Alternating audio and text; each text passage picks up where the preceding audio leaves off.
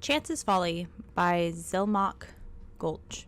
By the time she was 16, Minerva Iolos had been an unwelcome guest in every shop and manor in Balmora. Sometimes she would take everything of value within.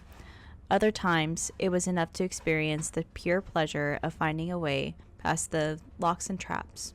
In either situation, she would leave a pair of dice in a prominent location as her calling card to let the owners know who had burgled them. The mysterious ghost became to the locals as Chance. A typical conversation in Balmora at this time. "My dear, whatever happened to that marvelous necklace of yours?" "My dear, it was taken by Chance." The only time when Chance disliked her hobby was when she miscalculated and she came upon an owner or a guard. So far she had never been caught or even seen, but dozens of times she had uncomfortably close encounter. There came a day when she felt it was time to expand her reach. She considered going to Vivek or Genesis, but one night at the Eight Plates, she heard a tale of the Heron ancestral tomb, an ancient tomb filled with traps and possessing hundreds of years of the Heron family treasures. The idea of breaking the spell of the Heron tomb and gaining the fortune within appealed to Chance, but facing the guardians was outside her experience. While she was considering her options, she saw Ulster Moresby sitting at a table nearby by himself as usual. He was a huge brute of a Breton who had a reputation as a gentle eccentric, a great warrior who had gone mad and paid more attention to the voices in his head than to the world around him. If she must have a partner in this enterprise, Chance decided, this man would be perfect. He would not demand or understand the concept of getting an equal share of the booty.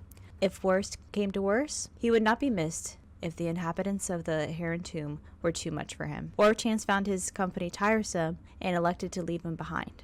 "Ulster, I don't think we've ever met, but my name is Minerva," she said, approaching the table. "I'm fancying a trip to the Heron ancestral tomb. If you think you could handle the monsters, I could take care of unlocking doors and popping traps. What do you think?" The Breton took a moment to reply, as if considering the counsel of the voices in his head. Finally, he nodded his head in the affirmative, mumbling, "Yes, yes, yes. Proper rock, hot steel, Chitin. Walls beyond doors. 53. 2 months and back." "Splendid," said Chance, not the least put off by his rambling. "We'll leave early tomorrow." When Chance met Ulster the next morning, he was wearing Chitin armor and had armed himself with an unusual blade that glowed faintly of enchantment. As they began their trek, she tried to engage him in conversation, but his responses were so nonsensical that she quickly abandoned the attempts. A sudden rainstorm swelled over the plain, dousing them, but as she was wearing no armor and Ulster was wearing slick Chitin, their progress was not impeded. Into the dark recesses of Heron Tomb they delved. Her instincts had been correct. They made very good partners. She recognized the ancient snap-wire traps, deadfalls, and brittle backs before they were triggered, and cracked all manners of lock. Simple tumbler, combination, twisted hasp, double catch. Varieties from antiquity with no modern names, rusted heaps that would have been dangerous to open even if one possessed the actual key. Ulster, for his part, slew scores of bizarre fiends, the likes of which Chance, a city girl, had never seen before. His enchanted blade spell of fire was particularly effective against the frost Atronox. He even saved her when she lost her footing and nearly plummeted into a shadowy crack in the floor. "Not to hurt thyself," he said,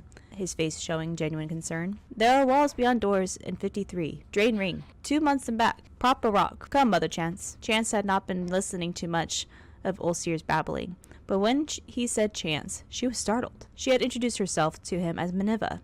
Could it be that the peasants were right, and that when madmen spoke, they were talking to the Daedra prince, Sheogorath, who gave them advice and information beyond their kin? Or was it, rather more sensibly, that Ulster was merely repeating what he heard tell of in Balmora, where in recent years Chance had become synonymous with lockpicking? As the two continued on, Chance thought of Ulster's mumblings. He had said Chitin when they met, as if it had just occurred to him, and the Chitin armor that he wore had proven useful. Likewise, hot steel. What could walls beyond doors mean? Or 2 months and back? What numbered 53? The notion that Ulster possessed secret knowledge about her and the tomb they were in began to unnerve Chance. She made up her mind then to abandon her companion once the treasure had been found. He had cut through the living and undead guardians of the dungeon. If she merely left by the path they had entered, she would be safe without a defender. One phrase he had said made perfect sense to her. drain ring at one of the manors in Balmora. She had picked up a ring purely because thought it was pretty. It was not until later that she discovered that it could be used to sap other people's vitality. Could Ulster be aware of this? Would he be taken by surprise if she used it on him? She formulated her plan on how best to desert the Breton as they continued down the hall. Abruptly, the passage ended with a large metal door secured by a golden lock. Using her pick, Chance snapped away the two tumblers and bolts and swung the door open. The treasure of the Heron tomb was within. Chance quietly slipped her glove off her hand, exposing the ring as she stepped into the room.